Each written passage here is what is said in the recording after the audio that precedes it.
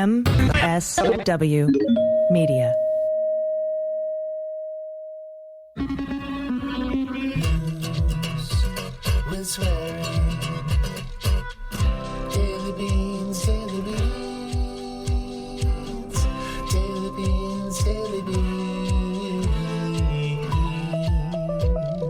Hello and welcome to the Daily Beans for Wednesday, December 24th, 2025. Today, the Supreme Court has rejected Trump's authority to deploy the National Guard under Title 10, Section 12406. The Department of Justice published a suicide note from Jeffrey Epstein to US Gymnastics Dr. Larry Nassar. Judge Crenshaw has ordered the release of a sealed document in the Kilmar case that could prove the government lied outright to the court.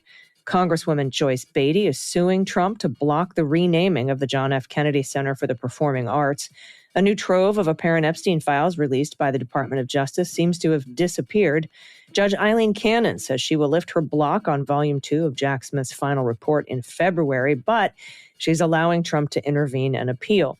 The Trump administration has purged over 30 ambassadors from their posts, and LaMonica McIver returns to the ICE facility where she was framed for assaulting a federal agent to conduct oversight.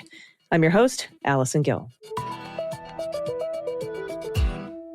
Hey, everybody. Happy Wednesday. It is Christmas Eve. If you celebrate Christmas, Merry Christmas. Otherwise, happy holidays to everyone. Later in the show, I'm going to be talking with Jessica Schubel. It was a fantastic conversation. She's a former White House Affordable Care Act director. And we're going to talk about Republicans' failure to extend ACA subsidies and the concepts of a plan they passed in the House before Mike Johnson sent everyone on vacation. We're going to talk about what January 1st is going to look like, that we have until January 15th to buy a plan, and what the House might do when they come back into session. We'll see. All right, we have a ton of news to get to today. It's been a very busy news day. It's honestly been a really busy news week. I thought the news would sort of slow down this week, but it hasn't. So let's get into it. Let's hit the hot notes. Hot notes. All right, first up from Politico, the Supreme Court has rebuffed President Trump's attempt to deploy National Guard troops in Illinois to protect federal officials carrying out his mass deportation policy. In their ruling Tuesday, the justices noted that federal law generally bars the use of military for law enforcement, and they declared that the law Trump used to activate the Guard is likely only to apply when regular armed forces, the Army, Navy, Air Force, and Marines, are insufficient to maintain order. I believe this is also going to apply to the appeal that's going on with Oregon and the deployment of National Guard troops in Portland. So I talked about this on the November 3rd episode of The Breakdown and here on the Daily Beans as well, the breakdown over on Midas Touch. The law Trump was trying to use to justify deployment of the National Guard in Oregon, Portland, and the Northern District of Illinois, Chicago, was called Section 12406 under Title 10 of the United States Code. And you might remember I said that the Supreme Court had asked the parties to define regular forces for the purposes of deploying the National Guard. And I also talked about how I thought that was a pretty good sign that they might rule against Donald Trump's use of 12406 to deploy the National Guard. And that's this case that was decided today. At least the stay was decided today. And that's what happened today. The Supreme Court said no to him. The Supreme Court agrees that regular forces means the military, not local federal police. So Trump cannot deploy the National Guard unless the regular forces fail under 12406. And since he didn't send the military, and they didn't fail because he didn't send them, he has no authority under 12406 to deploy the National Guard.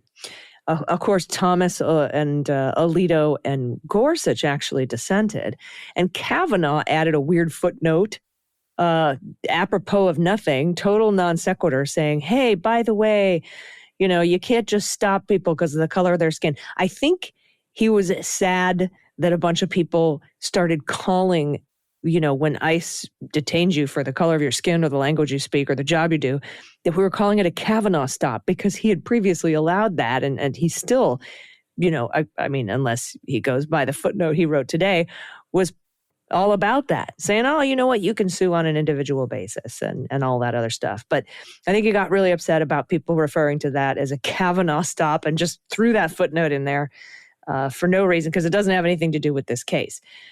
Now, does that mean that Trump will try another way to deploy the National Guard against citizens, like by invoking the Insurrection Act to get around the Posse Comitatus Act that bars the National Guard to act as law enforcement? So I don't know. We'll see what Stephen Miller decides soon, I imagine. And I also believe we might see a notice of filing in the Ninth Circuit about the Oregon deployment of the National Guard now that the Supreme Court has decided Trump doesn't have authority under 12406, because he used that same authority in Portland. This is really good news.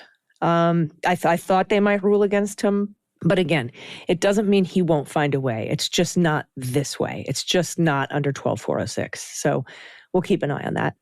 Next up, Judge Crenshaw in the Kilmar Abrego case has ordered the unsealing of an order that he issued on December 3rd about whether the government has been lying to the court this whole time when it kept saying it was just the U.S. attorney, just McGuire, all by himself, who made the call to charge Mr. Abrego with 2 counts of human smuggling so that we could return him to the U.S. without having to go through discovery and without us having to give you our agreement with Bukele, because there'd probably be bad stuff in there that we don't want you to know about. They've been saying this whole time, and Todd Blanche has been saying this whole time, and Mr. Singh has been saying this whole time. The Department of Justice lawyers have been saying, oh, no. Nobody had any hand in charging Kilmar Abrego except for the U.S. attorney. So we might see that because Crenshaw says that barring intervention from higher court, he's going to unseal that filing on December 30th, which is 6 days from now. And like I said, this could have major consequences for the government, including contempt proceedings, could be sanctions, which could go as far as disbarment for some of these attorneys. So I'll keep an eye on the docket for you on that. Also, I just wanted to give you this little note here from the Associated Press. Kilmar Abrego Garcia will spend Christmas with his family after spending much of the year in custody. U.S. District Judge Policinis in Maryland issued an order late on Monday requiring the government attorneys to file brief by December 26th on whether they plan to take him back into immigration custody and under what legal authority they would do so. His attorneys have until December 30th to respond. A temporary restraining order that bars Immigration and Customs Enforcement from detaining him remains in place in the meantime. Quote, this decision means Kilmar gets to sleep in his own bed in the next coming days without fear of being separated from his family and his community in the middle of the night. That's Lydia Walter Rodriguez. That's an organizer with the community group CASA, and she said this in an email.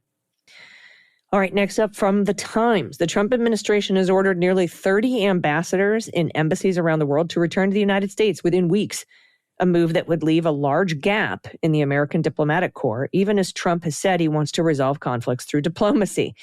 Many of the ambassadors were told in recent days to leave their posts by mid-January. They are all Foreign Service officers who had been appointed to their positions in the Biden administration and confirmed by the Senate. A standard tour is 3 to 4 years. The union representing career diplomats said this is the first time that such a mass recall has taken place of career diplomats serving as ambassadors or chiefs of mission. Quote, those affected report being notified abruptly, typically by phone with no explanation. That's Nikki Gamer, a spokeswoman for the union that represents career diplomats, the American Foreign Service Association. Quote, that method is highly irregular. Ms. Gamer said that after checking its archives, the union, quote, can say definitively that such a mass recall has never happened since the founding of the Foreign Service as we know it. Now, candidates for ambassador are nominated by the president and confirmed by the Senate. There are 2 types of ambassadors, career diplomats and political appointees. The latter are often donors or friends of the president, and they are expected to offer their resignations at the start of a new administration. That was the case when Trump took office in January, and he immediately accepted the resignations. But that is not the norm for career diplomats, who often serve for years into a new administration. The Trump administration did not give a reason for the recalls and has not publicly announced them. Wondering if we'll see a lawsuit. Also from the Times, Representative Joyce Beatty, Democrat from Ohio, amazing woman, sued Trump on Monday, seeking to force the removal of his name from the John F. Kennedy Center for the Performing Arts.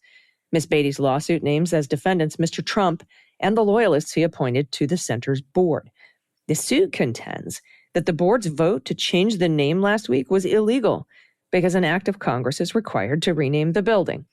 Ms. Beatty is represented by Norm Eisen, our friend, White House ethics counsel in the Obama administration, along with Nathaniel Zelensky, his co-counsel of the Washington Litigation Group.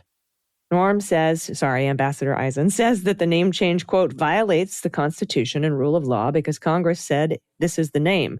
He doesn't have the right to change the name. Now, a senior White House official told the Times last week that the administration rejected that interpretation and that the White House did not anticipate Congress getting involved to override this decision. Now, on Tuesday, a spokesperson for the Kennedy Center said the board considered the State Department's renaming of the U.S. Institute of Peace after Mr. Trump as precedent for renaming the Performing Arts Center. The White House didn't respond to requests for comment on the lawsuit. The president's name was added to the face of the building on Friday morning. The center's website and various social media accounts now refer to the Trump Kennedy Center.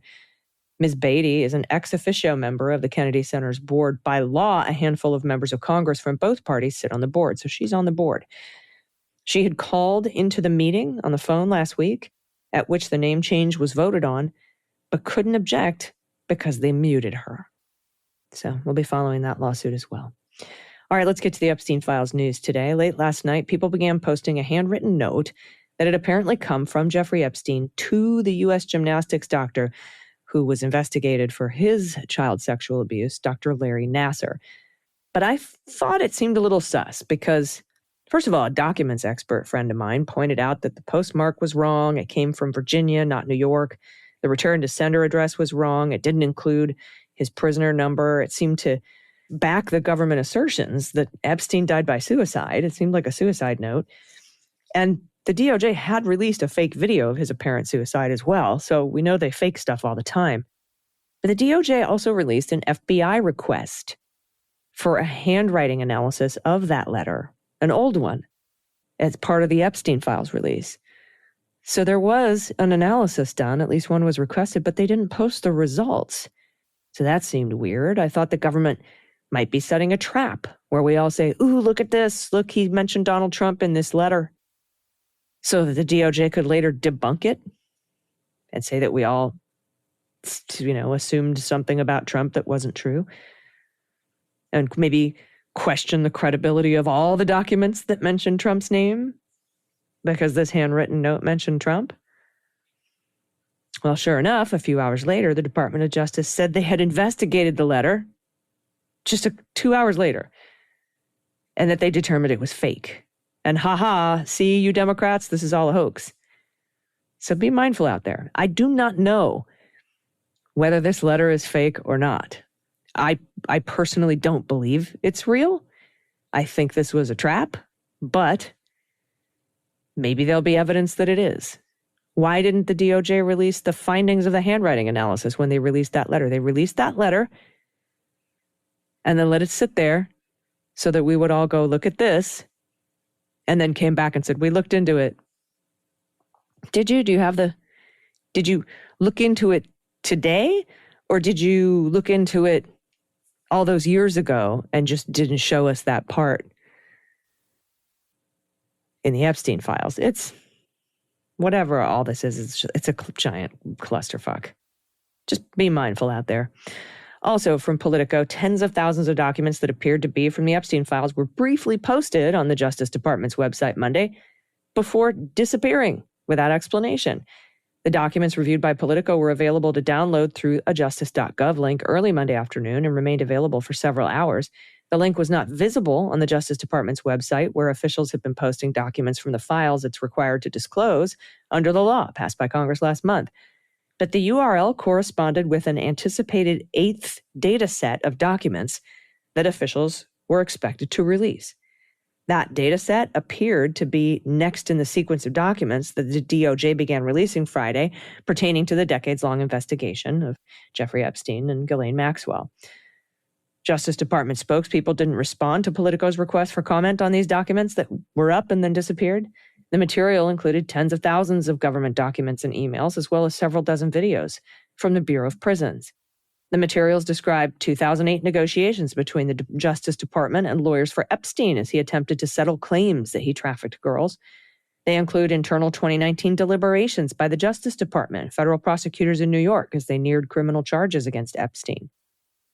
The records show prosecutors' attempts to trace Epstein's vast financial empire and far-flung properties, his ties to prominent financial industry executives, and records of investigators' efforts to track the movements of Epstein and Maxwell. They also cataloged the internal deliberations of Justice Department officials, whose identities are all redacted, which you're not supposed to do, as they dealt with the internal demands and pressures from superiors related to the Epstein probe. And they show how prosecutors pivoted from the shock of Epstein's 2019 suicide in jail while he awaited trial to pursuing his co-conspirators. Interesting. We'll keep an eye on all that. And from the Times, a day after federal agents arrested Epstein on sex trafficking charges in 2019, they were also apparently trying to contact a number of people they called co-conspirators. This is according to a newly released email exchange. The highly redacted emails said there were about 10 people, 10 co-conspirators that needed to be contacted. All the names were redacted except for 3. Ghislaine Maxwell, who, as we know, was convicted of sex trafficking in 2021. Jean-Luc Brunel, former French modeling agent who was found dead in his Paris jail cell in 2022 and was suspected of scouting girls for Epstein. And Leslie Wexner. Now, because of redactions, it was unclear who sent the emails.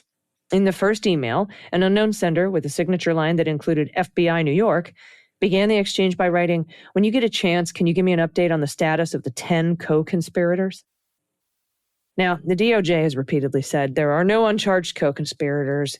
There's no client list. Patel even told Congress under oath that if there had been, he'd have opened a probe, quote, yesterday. But of course, they closed the investigation, started under the Biden administration, came in January, shut it down, fired the prosecutors, took the files, and then closed the entire thing, saying that there's no evidence against any uncharged co-conspirators in July. So they shut it down. But here are 10 co-conspirators. Very interesting. Next up from Politico, a federal judge took a step Monday toward public release of special counsel Jack Smith's final report on Trump's handling of classified materials that he stashed at Mar-a-Lago in 2021. U.S. District Judge Aileen Cannon blocked for nearly a year the release of Smith's classified documents report, but agreed Monday to lift her order on February 24th, 2026. Sounds great, right? Wait. Cannon also invited a possible legal challenge by Trump or his former alleged co-conspirators, Nauta and De Oliveira, that could further delay the report's release. The Trump-appointed judge emphasized that her timeline for release of the report could give way to legal claims that Smith's report shouldn't be released at all. I'm not sure how this squares with the 11th Circuit's order that she have this situation resolved in full by January 2nd, when their hold on the Knight Institute's writ of mandamus expires. I assume we'll find out. Andy McCabe and I are going to discuss this in more detail on this weekend's episode of Unjustified. And in today's Profile in Courage, more than 6 months after a chaotic visit to New Jersey Immigrant Detention Center that resulted in federal assault charges against Representative LaMonica McIver, she and her colleagues returned to the facility to advocate for its closure. McIver, along with Rob Menendez, Democrat from New Jersey, and Yvette Clarke, another Democrat from New York, toured Delaney Hall on Tuesday for another oversight visit. That came days after Immigration and Customs Enforcement announced that Gene Wilson Brutus, a 41-year-old from Haiti who was detained at Delaney Hall, died a day after the agency took him into custody. The visit was the first for McIver since May, when she, along with Menendez, Bonnie Watson-Coleman, a representative from New Jersey, a Democrat, sought to conduct an oversight visit that turned into a high-profile issue. Newark Mayor Ross Baraka was arrested, and McIver was charged with assaulting law enforcement officers that day. Baraka's charge was dismissed. He's suing.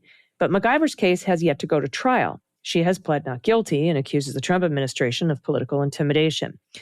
McIver, a first-term member of Congress, whose district encompasses Newark, told reporters Tuesday that she was the one who was assaulted and that the facility should be shut down. She added that being back at Delaney Hall was a traumatic experience for her, but that she will continue to show up to call out what's happening in the facility. And again, showing up to that facility where the government tried to frame you for assaulting an ICE officer is ballsy as fuck. So hats off to her and to her colleagues for continuing to conduct oversight in the face of blatant government corruption and retribution. I hope those charges get dismissed. Or I hope she gets acquitted. All right, everybody, after this break, I'm going to speak with the former White House Affordable Care Act director about what's next for health care. Stick around. We'll be right back. After these messages, we'll be right back. Hey, everybody, welcome back. All right, last week, House Speaker Mike Johnson sent Congress home early for vacation without voting to extend the Affordable Care Act subsidies, which are set to expire next week. Instead, Republicans voted on their own concepts of a plan that will probably result in millions of people being locked out of health care. Of course, it only passed the House. That still hasn't been signed into law or anything. But joining me today to discuss is former White House Affordable Care Act Director Jessica Schubel. Jessica, welcome to the Daily Beans. Thanks so much for having me. Great to be here. I love talking to experts who work on this stuff for a living. Thank you so much for all your service, all your government service, and for everything that you did in the Obama and Biden administrations to help get more people covered by health care. I mean, I believe you expanded Medicaid coverage under the ACA to over 12 million Americans while you were there at the White House. Yeah, I mean, thank you for the kind words. It was just really amazing to be able to work at the White House and then also at the Centers for Medicare and Medicaid Services during the Obama administration. That's where all the action actually happens. It sounds cool being at the White House, but really the career servants and the folks that are at the agency level really do the work. And I'm sure you know that since you worked at the VA also during the Obama administration. So the agency, if I can put a plug in for making government cool again, I would definitely say that working at the agency is where it's at. But yeah, I'm so proud of the work that my colleagues and I did during the 4 years that I was the special assistant to the president for healthcare, to President Biden. We lowered the uninsured rate for across the country to the lowest ever. So that means that more Americans had health insurance under our watch than at any point in the nation's history. And I'm really, really proud about that. I wish I could have done more to help people afford health insurance, because that definitely is something that I wish we had been able to do a little bit more work on. But, you know, making sure that people have health insurance, comprehensive health insurance, is the first step in the process. And we did make it more affordable for, you know, the over 20 million people who buy their coverage on the ACA marketplaces. You mentioned at the top here that the Republicans chose not to continue them. They voted in the Senate to increase healthcare costs for millions of Americans. That was by design. I say, you know, after being out of the White House for the last 11 months, you know, that the Republicans and President Trump's number one goal here with respect to their healthcare agenda is to make it as hard as possible for people to get healthcare. And I think we've seen that in the last couple of weeks with the Senate voting to increase people's healthcare costs, as well as you said, the Speaker, you know, letting folks go early to celebrate the holidays. Yeah, and the thing here, like the economy, because, you know, let's be honest, having to pay your healthcare premiums is part of what we think of as the economy, expenses, affordability. The American people aren't stupid, even low information voters. And again, when I say low information voter, I don't mean that as an insult. I just mean there are people in this world who do not pay attention to politics as much as you and I and the people listening to this podcast. They know when their healthcare premiums go up or when they get kicked off their healthcare plans. They know that. They see it. It impacts them directly. And sometimes it takes a direct impact on a person for them to realize what's going on. And they also know that the Republicans are in charge right now at the White House and in the House of Representatives and in the Senate. They know that much. So Republicans trying to blame Democrats here for the Affordable Care Act subsidies expiring or for what they're going to put out in their new plan seems ridiculous. Can you talk to us a little bit before we go into the ACA subsidies and the fact that they're expiring? Can you help us understand what is up with the Republican health plan? It seems like very disjointed. It doesn't make a lot of sense. It seems like sort of word salad, but it kind of just seems like a repeal of the Affordable Care Act to go back to the broken system we had before. Yeah, I think it's all of those things. But the way I describe it is, when you see something that's too good to be true, you often and shouldn't believe it. That's how I would describe President Trump's and the Republicans' plan to give money directly to people. And I think before we even talk about that, if you give me the point of privilege here to kind of take a step back and just say and explain how, for your listeners, on how things actually work in the current ACA Obamacare system. People already get money directly to buy their health insurance on the ACA marketplace. I would view it as like a personal discount code. Like, we're around the holiday times. People have been doing a ton of holiday shopping. So just think of it as a special personal discount code that you get to use when you're going online to buy your health insurance. And you apply that discount code right at the beginning. So when you see what you're buying, you know what you're paying right up front. Full stop. You can see what the end result or what your final monthly payment is going to be. And then from that point, you can shop for something that fits within your budget. You know what services are going to be covered, how much you're going to have to pay every time you go to the doctor or fill a prescription. You can look and see how which providers, like if you're primary care doctor or your OBGYN is in network. All those things you can then search and find the plan that fits your budget while also ticking off those most important things, whether it's, lower copays or having a particular doctor that you can go see. So again, you're getting money directly to you. It's just in the form of a discount code, not money that's going directly into a health savings account, which is what the Republicans are proposing. And I get it. It sounds great on paper. Giving money directly to people to put into a savings account, sure, that makes sense. Except, here's the catch. You have to enroll in what we call high deductible plans. And again, going back to the word salad that you mentioned, what does it mean to be enrolled in a high deductible plan? It means that you're enrolled in a health insurance plan that will only start paying once you have paid out of pocket a certain amount of money. Last year, the average out-of-pocket limit that you'd have to pay in order for your health insurance to kick in was $7,000. So that means you have to pay $7,000 for most of your medical care before your health insurance starts paying for it. What the Republicans are proposing is to give you either $1,000, maybe $1,500 in the savings account, so you can then put it towards that $7,000 deductible. Now, I'm not great at math, but I will say 1,000. Heck, we'll just even be generous here and say that they're going to give folks $1,500. $1,500 is not going to pay for the full $7,000 that you're going to have to pay before your health insurance starts paying your medical care. That doesn't make sense to me. I don't know. Does that make sense to you, Allison? I understand what you're saying, and I think it's stupid. I mean, they could just say, we're lowering your deductible by $1,500.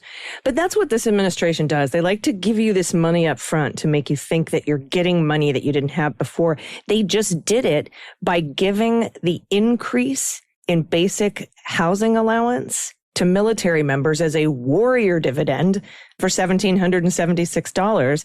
That money is money that you were going to get over the next year for your basic housing allowance. And now he's just given it to you up front at the beginning of the year to make you feel like you're getting an additional $1,700.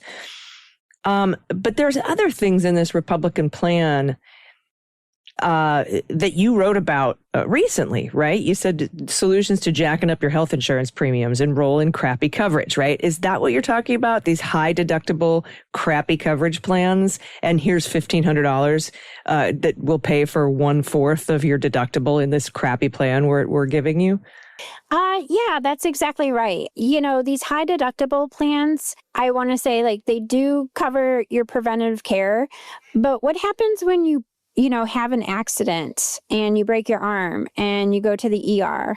That's not preventative care. And so now you're on the hook for the x-ray that you are going to need to, determine whether your arm is broken or not. The doctor to come in and see you, the nurse to bandage up and put a cast on your arm, your pain medicines, all of that is not covered. Like you're going to have to pay for that out of pocket, and, it's definitely going to cost more than $1,500 to, cover the cost of care if you break your arm.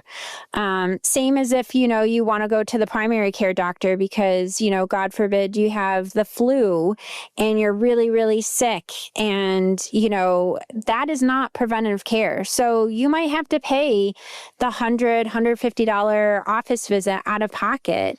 But if you keep doing that for yourself, for your kids, it all adds up. And at a time when, people can barely afford groceries, electricity costs are going out of the roof, rent is incredibly high.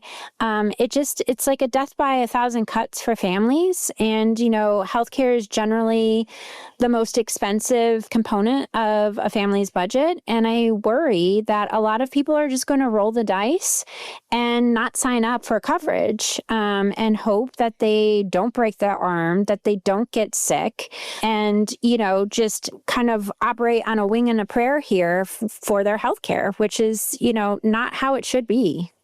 Yeah, no, that sounds like what we had before the Affordable Care Act. And I think that this administration is hoping that nobody breaks their arm before the midterm elections, so that they don't see, maybe not see the real costs here until it impacts them. Don't break your arm. Everyone can have 2 pencils and don't break your arm. It's just. Well, we haven't even gotten to the folks who have Medicaid coverage, who are going to be required to prove, among all the things going on in their lives, that they're working when most already work. They just work in low-paying jobs that don't offer health insurance. That's going to start after the midterms. They were clever about that one. Mm-hmm. Yeah. Yeah, let's talk a little bit about the ACA subsidies. These are the discounts you're talking about. This is your special discount code that you were referring to when you shop on the Affordable Care exchanges to purchase your plans. That's going away, these subsidies, on, I believe, January 1st. Now, I know a lot of people are going to see this, although a lot of people are going to see their premiums jack up. Some are quadrupling. I've seen people show screenshots of what their health premium is going to that it's going to increase after January 1st. But also the enrollment period closes January 1st. So, I was wondering, first of all, how this is going to impact, how many people this is going to impact, maybe even people who can't afford insurance anymore. And then they'll just have to roll the dice, like you said.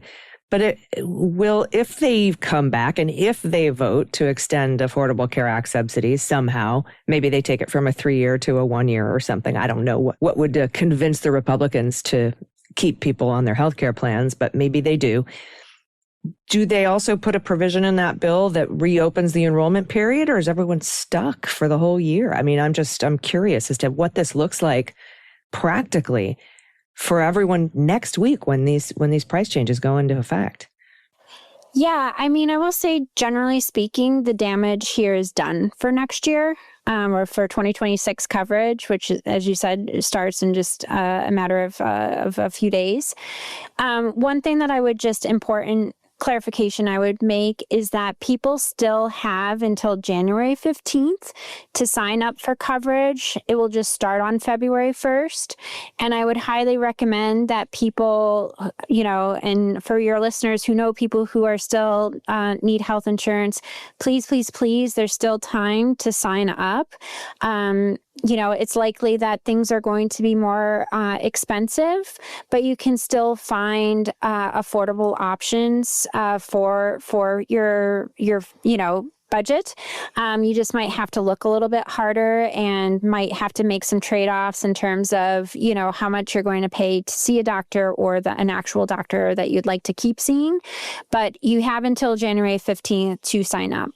But that said, even if, by some miracle, the Republicans do move forward on some of these potential bills that you might have been hearing about for the 1, 2, 3-year extensions in early January, like I said, the damage is done. People, are going to see their health insurance premiums increase starting on January 1. And it's definitely a significant barrier for people to sign up for coverage. The more expensive something is, the less likely you are going to sign up for it. And so I would hope that they would consider reopening the period, so people could shop for something that might work better for their budget. But as I said at the top, the Republicans' endgame here is just to make it as hard as possible for people to get health care. And so while, I hope that they would consider it, I'm not going to put a lot of eggs in that particular basket. Yeah. And we actually had some Republicans in Congress going against Donald Trump's healthcare plan by signing a discharge petition to actually force a vote on the Affordable Care Act subsidies. This is like the third discharge petition against Mike Johnson. People do not like Mike Johnson. He cannot get control of his caucus. But I keep hoping that Republicans who have to run for office again and actually take care of their constituents might vote for this or might jump onto that and vote yes to extend the Affordable Care Act subsidies, because they, obviously Donald Trump doesn't want it, but he doesn't have to run for anything again. Whether he decides to stay in the White House or leaves by one of several ways. He doesn't have to run again, but these Republicans do. And I think a lot of them are very worried about how this is going to impact their constituents and their healthcare plans, because there are so many red states where so many people rely on affordable care and Medicare, Medicaid. And I think there's going to be a reckoning, especially on healthcare, for these Republicans who have to decide whether they're going to support Donald Trump or support the people who voted them into office. Yeah, I mean, it's really hard to look at your neighbor when they're struggling and to answer their question of why did you increase my monthly costs?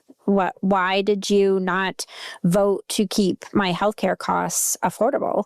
And it's not just families, right? We're talking about small businesses too. About half of the ACA marketplace enrollment is either folks that own small businesses and work for them or are self-employed. And I'm one of them. Yeah. Yeah, we're both one of them, right? I know that my premiums, I guess I'm a lucky small business owner in that mine are only going up $100 a month, but I know some small business owners are going up over $1,500.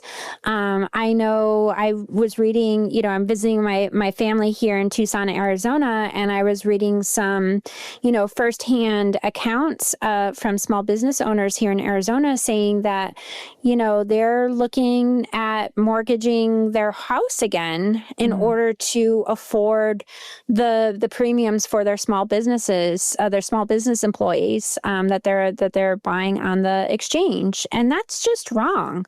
I think the American spirit is that we all, there's a spirit of entrepreneurship and, making sure that people, the small people in the world, in the country can, be successful and have that American dream. But all of this is being done to make wealthy people richer. It's to give billionaires tax credits, to give big corporations more money. And it's the working American that is paying the price for this. It's on our backs to pay for the extra tax cuts and the extra money that billionaires, in my opinion, undeservedly are getting. Yeah. I wouldn't be surprised if before long we see Donald Trump Jr. opens up a third-party healthcare payment administration business and gets some giant contract for the new Republican healthcare plan. All those middlemen make the premiums so unaffordable. Yeah, even their new, their quote unquote proposal that they're talking about, that we were just talking about, the health savings accounts, that benefits rich people. And that's because that money that goes into these accounts is not taxed.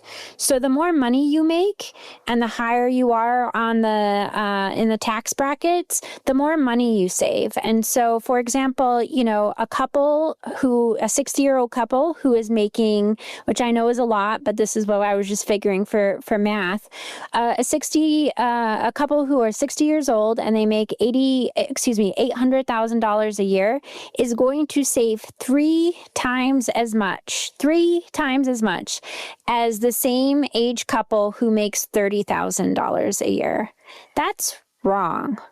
And that's what this whole plan is about. It's to enrich people who don't need the money, all on the backs of working Americans. And I think, you know, we should be clear-eyed of what the Republicans are doing.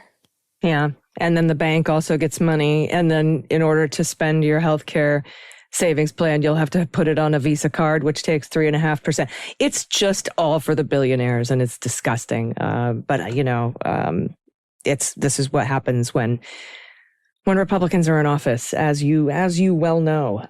Before I let you go, are there any resources that you'd like everybody to know about where they can get more information and learn more about what's coming on January 1st and January 15th?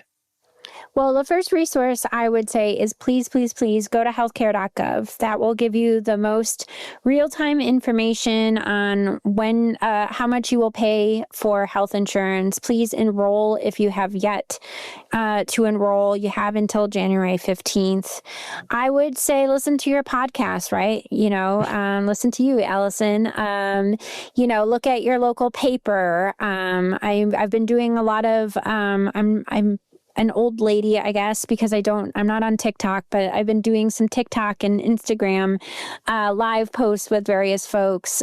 So however you consume news, try to find people that are talking about this. And, you know, you're a great resource. I would put you at the top of the list. Oh, thank you so very much. I'm super jelly. You got to work at the White House and talk to President Biden. So, I mean, what an amazing job. And so rewarding to be able to help people get health coverage. And hopefully, after the midterms and after 2028, we can start working toward a public option and see where we're at with maybe expanding Medicare a little bit. We'll see. Keep my fingers crossed. But thank you so much for talking with me today. I really appreciate your time. Former White House ACA Director Jessica Schubel. Thank you so much for having me. No problem. Everybody stick around. We'll be right back with the good news. After these messages, we'll be right back. Hey, everybody. Welcome back. It's time for the good news. Who likes good news? Everyone? Then good news, everyone.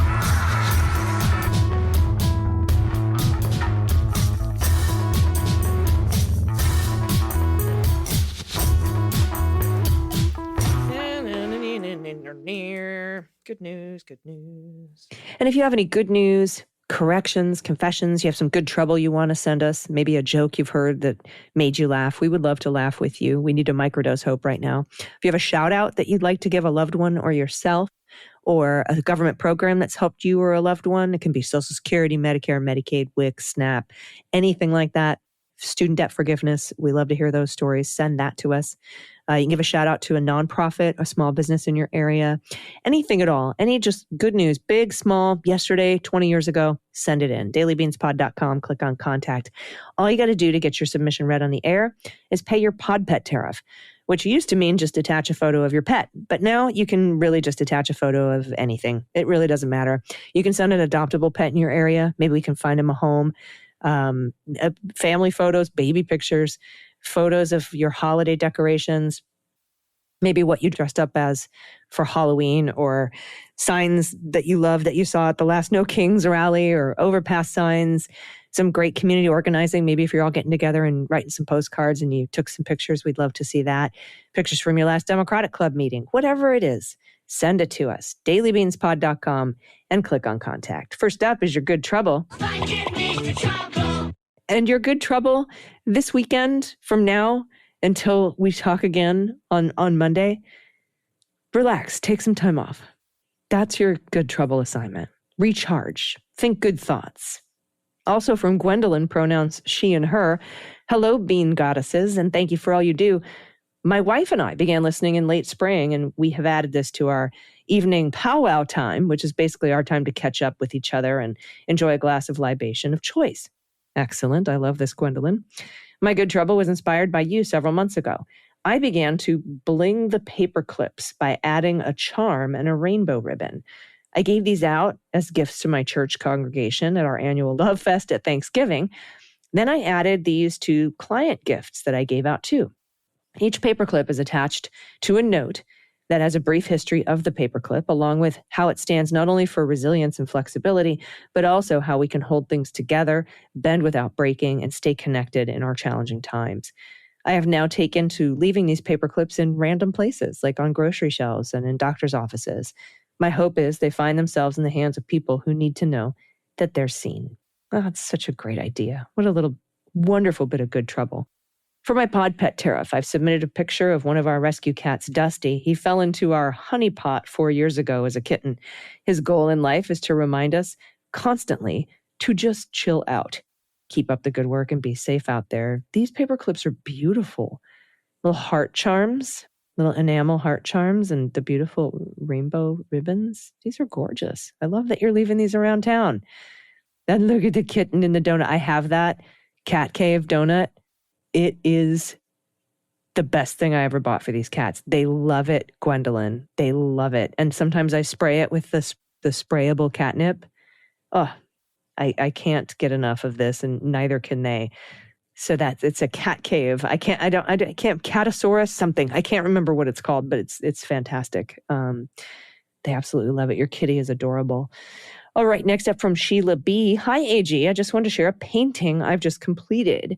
It's been sitting in my art room for over a year as a completely different piece that I wasn't happy with, and I didn't know how to fix it. Finally, I said, screw it, and I painted it, and I painted over with this. Only took a couple weeks. I may take it to my mom as a Christmas gift. I haven't decided. Anyway, happy holidays to everyone at the Daily Beans. This is gorgeous. It's like a beautiful field of flowers, or it could even be a coral reef. I absolutely love the colors. All these jewel tones. This is so beautiful. Thank you, Sheila B. Everybody, send us what you're making and creating. Next up from Brianna, pronouns she and they. Hello, lovely the Guminati. I don't have anything particularly special to share, but I thought you'd dig this photo of my doggos. The one on the left is wearing the nice list bandana and looking grumpy is Lila Joy. And the one with the derpy grin and the very rightly on the naughty list is Penny Lane. Penny is our chaos coordinator, destroyer of cardboard, bottles, and toys, who also must be in everyone's business at all times. Lila is chill unless being petted is on the line. Got it. The expressions have just been sending us, and I wanted to share this joy. Brianna, oh my God. These beautiful golden retrievers in front of a Christmas tree with their Christmas scarves, naughty list and nice list, are adorable. Thank you so much. I don't think we had to guess the breeds on these because these definitely Goldens. Okay. Next up from House Sitting in Texas. I like to send back postage-paid envelopes to shitty organizations with a cheeky message on the fundraising reply card. Being a Beans listener, I don't receive many myself, but I jumped at an opportunity to annoy Tom Fitton's Judicial Watch while collecting my vacationing sister's snail mail. She's a self-loathing feminist, and I hope someday I can confess this to her and share a laugh. It's only a toothpick in the spokes of fascism, but damn, it feels so good. Image description, postage paid envelope reading, your stamp saves us nearly $1 in postage, an anonymized reply card. In the donation amount box, I wrote, "You are clowns," and signed it, "Love, woke sibling of your gullible past donor." So if you're collecting mail from MAGA family members and you happen to get one of these postage paid envelopes from a shitty organization, use their postage. Send them a message. Send it back. You're right. It's just a toothpick in the spokes of fascism, but it does feel good. And every toothpick matters.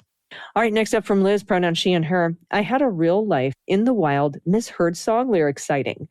I work from home normally, but once a week or so, I go into the office. We work in a shared office space, so I don't know most of the people there. Around lunch, I was in the communal area and spent a moment chatting with a very nice, cheerful woman about how there was great 80s music playing over the speakers. As I headed back down the hall, I heard her singing along, and there it was. Singer in a smoky room, smell of wine, and sweet tattoos. Oh, no. Seen her in a smoky room, smell of wine and cheap perfume. Oh, come on. Sweet tattoos don't smell. Smell of wine is... but you know what? I just learned that it's singer in a smoky room. I thought it was seen her in a smoky room. So there you go. Pod Pet Tariff is a very sleepy Spot the cat. Keep doing what you do. Oh my gosh, there's the cat. And he's asleep. And he's awesome. I love ginger tabbies. Oh, you guys are amazing. Thank you so much. I will be back in your ears tomorrow. And I think Dana might be with me too. It depends on when her flight lands. So you will have a Christmas episode of the Daily Beans. The Beans Talk is dark until Sunday night, Monday morning, right? Patrons get it Sunday night. Everybody else gets it Monday morning. But thanks for watching the Beans Talk. You can check it out. These are 10, 15-minute episodes. We kind of wrap everything up for the day. It's on video. You can check it out at the MSW Media YouTube channel. Just Google MSW Media Beans Talk, and you can find our little new project, which I am in love with, and I hope that you are enjoying it too.